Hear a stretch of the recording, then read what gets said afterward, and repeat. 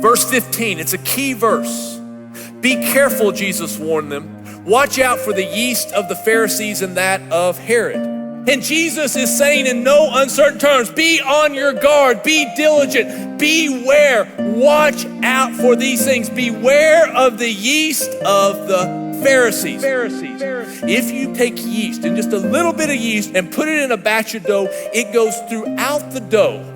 It just permeates every aspect of it, and it causes it to rise tremendously. See, yeast is a small and seemingly insignificant thing that has immense influence. And once it takes root, it is almost impossible to stop it.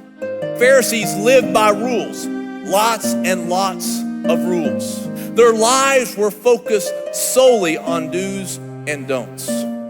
Jesus says in Matthew 23, woe to you, teachers of the law, Pharisees, you hypocrites.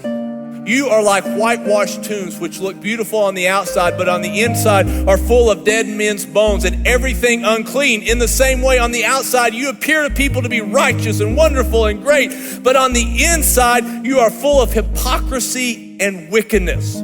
I mean, the Pharisees were dutiful. They did what you were supposed to do, and they didn't do, so they said what you're not supposed to do. They focused on the externals, but they would neglect compassion, mercy.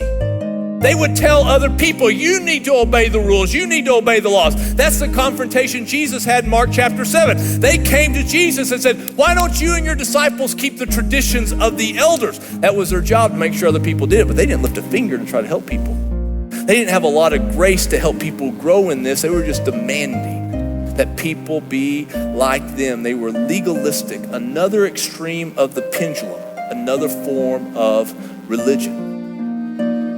Into this scenario comes Jesus. The Word became flesh and made his dwelling among us.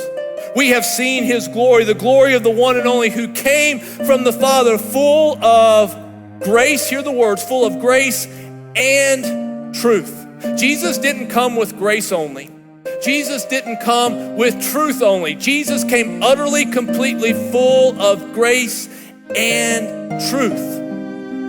The yeast of the Pharisees is to focus on truth with little regard for grace, which means God's heart will be greatly misunderstood. Jesus looks at you and I and says, beware, it's a bigger deal than you think.